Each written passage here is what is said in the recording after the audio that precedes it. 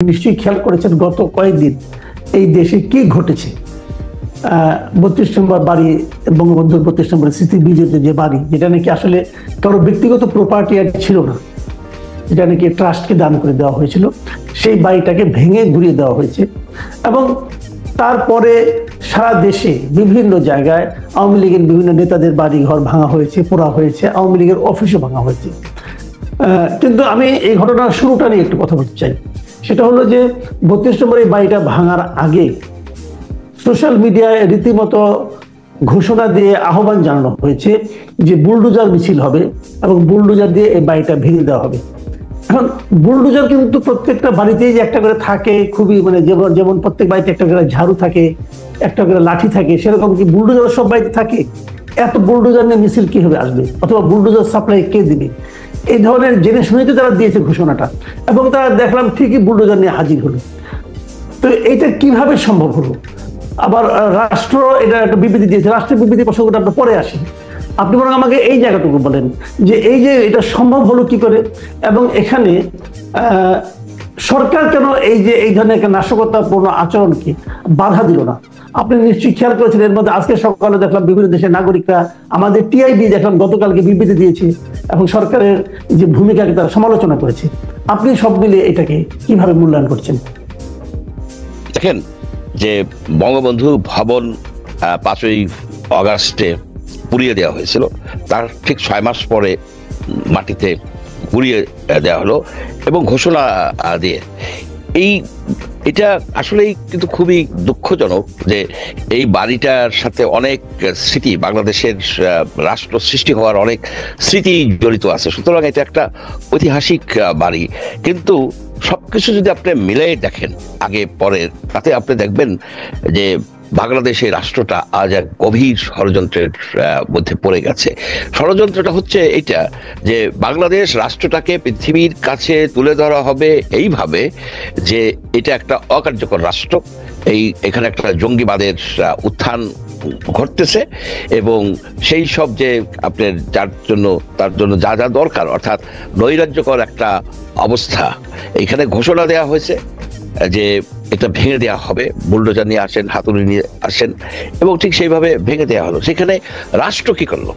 রাষ্ট্র তার যে নিরাপত্তা বাহিনী আছে, যে পুলিশ চলে আসলো, পরে সেখানে মিলিটারিও চলে আসলো, এবং স্বরাষ্ট্র মন্ত্রণালয়, যার দায়িত্ব হচ্ছে রাষ্ট্রের যে কোনো প্রপার্টি বলেন, জানের সাথে মাল কথাটা আসে, তাকে রক্ষা করা, এখানে তারা একদম নিশ্চুপ থাকলেন।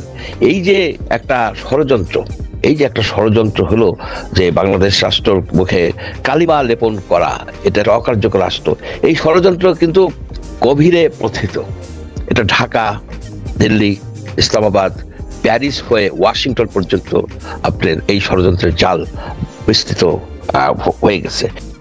আমরা এখানে যদি আপনি দেখেন ঘটনাটাকে যদি একটু বিশ্লেষণ করেন, আপনি দেখবেন যে প্যারিসে বসে এক ভদ্রলোক, আসলে তাকে আমি বলি যে এক হিন্দু রাজপুটিন, পিনাকি ভট্টাচার্য, উনি কিন্তু ঘোষণা দিয়ে যাচ্ছিলেন যে এইভাবে ভাঙা হোক, হাতুড়ি দিয়ে ভাঙান, আপনার এক্সকাভেটর, বুলডোজার আনেন, তার উনি লাইভে ডিরেকশন দিচ্ছেন। পরের দিকে উনি বললেন যে পরবর্তী হচ্ছে যে টুঙ্গিপাড়া, অর্থাৎ বঙ্গবন্ধুর মাজার যেখানে আছে সে মাজার। এখন দেখেন আমাদের এই বাংলাদেশে এই একদল মুসলমান আছে যারা ওয়াহাবিপন্থী, তারা কিন্তু মাজার ভাঙতে চায় এবং মাজার ভাঙে। এখন মাজার, কবরস্থান একটা পবিত্র জায়গা হিসেবে মুসলমানরা গণ্য করে, সেখানে যে যদি ভাঙা হয় তাহলে কিন্তু জাতির মধ্যে আরো বড় ধরনের, বিশেষ করে বঙ্গবন্ধুর মাজার যদি ভাঙা হয় তাহলে জাতির মধ্যে একটা বড় ধরনের বিভক্তি, নৈরাজ্যকর একটা ভয়াবহ রকমের অবস্থার সৃষ্টি হওয়ার সম্ভাবনা আছে। আপনি দেখেন যে শুধু যে ঢাকায় 32 নম্বর না, আরো অনেক জায়গায়, প্রায় আমার জানা মতে যে 47টা জায়গায় এই আক্রমণ হয়েছে। এবং সেই সময় ডক্টর মোহাম্মদ ইউনূস এবং তার মন্ত্রিসভা নিশ্চুপ ছিলেন। পরে বললেন যে এখন তোমরা ক্ষান্ত দাও।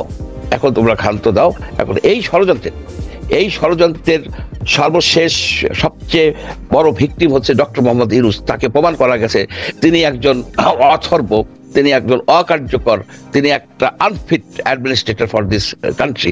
আপনি এই পরিপ্রেক্ষিতে দেখেন যে আগামী 12-13-তে এই নরেন্দ্র মোদী সাহেব এসে যাচ্ছেন, ওয়াশিংটন যাচ্ছেন, সেখানে তিনি 13 তারিখে তার মিটিং ট্রাম্পের কাছে। এই মিটিং সেট হয়েছে জানুয়ারি মাসের প্রথম শেষ দিকে। তারা ঠিক করছে যে 12-13 তারিখে উনি যাবেন। ঠিক ওই মিটিংকে কেন্দ্র করেই কিন্তু এই ষড়যন্ত্রের জাল বোনা হয়েছে যে বাংলাদেশে এমন একটা পরিস্থিতি সৃষ্টি করা হবে যে পরিস্থিতি তুলে ধরা যাবে। দেখো উনি পারতেছেন না, এখানে জঙ্গিবাদের উত্থান হচ্ছে, এইখানে এক্সট্রিমিস্ট এসে গেছে, এখানে কোনো একটা দেশ তো এটাকে ভালো বলে নাই, কোনো একটা সংবাদ মাধ্যম ভালো বলে নাই। আপনি বঙ্গবন্ধুর বাড়িকে ধ্বংস করে দিয়ে কি করলেন? শুধুমাত্র দেখাইলেন যে এইখানের পুলিশ বাহিনীর কোনো দায়িত্ব নাই, এখানে সিকিউরিটি এজেন্সি, সিকিউরিটি যে অর্গানাইজেশনগুলি আছে তারা দায়িত্বহীন, মন্ত্রিসভা দায়িত্বহীন, এবং এখানে অনেক ধরনের স্লোগান দেওয়া হয়েছে যেটা মৌলবাদী স্লোগান, এটা মৌলবাদীর উত্থান করতেছে। সুতরাং এই সরকার দুর্বল, এই সরকারের উপর একটা বড় ধরনের চাপ ভারত সৃষ্টি করার জন্য তাদের যে এজেন্ট যে এই প্যারিসে বসে সেই হিন্দু রাষ্ট্রপতি পিনাকি ভট্টাচার্যর মাধ্যমে এই টোটাল জিনিসটা আপনার অর্গানাইজ করছে। কিন্তু আমার দুর্ভাগ্য, আমি অবাক হয়ে যাই যে বাংলাদেশের যারা রাজনীতি সচেতন লোকজন কেন তারা এটা বুঝতে পারতেছে না, কি কারণে তারা বুঝতে পারতেছেন না যে এই লোকটা সকল নাটের মূল, এই লোকটা একটা মানে ভুয়া মানে ফেক মেডিসিনের ফেরিয়ালা, সে এইগুলি যায় একটা এই অন্য রাষ্ট্রের পক্ষ হয়ে বাংলাদেশে একটা অস্থিতিশীল পরিস্থিতির সৃষ্টি করতেছে। আমরা শেখ হাসিনাকে উৎখাত করেছি, এটা তো পিনাকি করে নাই, সে হয়তো এখান থেকে দিচ্ছে, কিন্তু সারা দেশের জনগণ শেখ হাসিনাকে উৎখাত করছে। এখন আমাদের দরকার হচ্ছে যে স্থিতিশীলতা, একটা শক্তভাবে আমরা যেন আইন শৃঙ্খলাটা, ইকোনমিটাকে একটা পথে আনতে পারি, যেন বাংলাদেশ গণতন্ত্রের পথে যেতে চায়। একটু থামাই মানে আমি কিন্তু ইকুয়েশনটা বুঝতে পারছি না, আপনি যে কথাটা বলছেন বুঝতে পারছেন। এই কারণে আপনি একদিকে দায়ী করছেন পিনাকি ভট্টাচার্য, উনি উস্কানি দিয়েছেন, উনি ভারতকে হেল্প করার জন্য ট্রাম্পের সঙ্গে মোদির এই বৈঠকের সময় ভারতকে একটা বাড়তি মাইলেজ দেওয়ার জন্য উনি এই দেশকে একটা জঙ্গিবাদী রাষ্ট্র হিসেবে সারা দুনিয়ার কাছে প্রমাণ করার জন্য পিনাকিটা করছে, মানলাম। যদি হয়েও থাকে তর্কের খাতিরে, তাহলে সরকার কেন এটাকে প্রতিরোধ করলো না? সরকার কি পিনাকি চালাচ্ছে, নাকি সরকারের উপর পিনাকি এত প্রভাব আছে? না, এখানে বুঝতে হবে যে এই সরকারের ভিতরে বেশ কিছু অ্যাডভাইজার আছে যারা ভারত এবং আমেরিকার তাবেদার।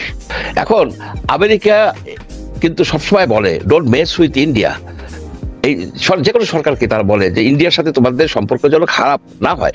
এরকম আরো আছে যারা ভারতের কথায় চলে, ভারতের কথায় তারা নিশ্চুপ রয়েছে যে না, বঙ্গবন্ধুর বাড়ি ভেঙে দিলে পরে একটা বিরাট অ্যাচিভমেন্ট হবে। যে অ্যাচিভমেন্ট হয়েছে, ভারতের জন্য অ্যাচিভমেন্ট হয়েছে যে এখানে আইন শৃঙ্খলা নাই, যে উদ্দেশ্য নিয়ে আসছে সেই জন্য মন্ত্রিসভা কিছুই বলে নাই। শেষের দিকে এসে তাদের সম্বিত ফিরছে, তাদের ভিতরে তো আছে অনেক লোকজন এসে সম্বিত ফিরছে যে না, এটাকে অ্যালাউ করা যায় না। এখানে যখন আপনি দেখেন গাজীপুরে লোক মারা গেছে, যখন এরকম পরিস্থিতি হয়েছে, আমাদের কি ইন্টেলিজেন্স ব্রাঞ্চ নাই যে তারা কি জানতো না যে এই ধরনের একটা অবস্থা হতে পারে?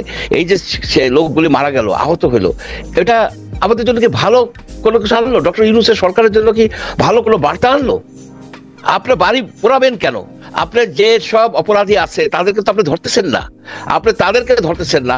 এই যে 600 কতজন আওয়ামী সন্ত্রাসী, আওয়ামী মানে লুটপাট করছে অপরাধী, তারা অপরাধী, হত্যাকাণ্ডের সাথে জড়িত ছিল, সরকারের থেকে তাদেরকে পলায় যেতে দিচ্ছেন। আপনি জিজ্ঞেস করার সাহস নাই কে তাদেরকে পলায় যেতে দিছে, কেমনে কিভাবে গেছে? আপনার সেটা কিন্তু আরাফাত কিভাবে গেছে, এটা আরাফাত কিভাবে গেছে, কারা নিয়ে গেছে, উনি তো সেগুলি জিজ্ঞেস করতেছেন না।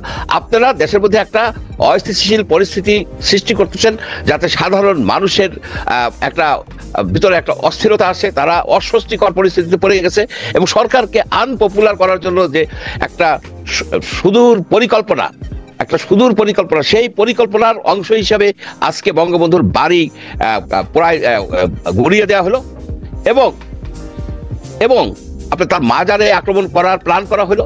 আজকে সারা বাংলাদেশের প্রায় 47টা জায়গায় যে এই যে একটা বাড়িঘর পড়ায় দেওয়া হয়েছে, গুড়িয়ে দেওয়া হয়েছে, ইত্যাদি ইত্যাদি, এগুলোতে কি অ্যাচিভমেন্ট হয়েছে?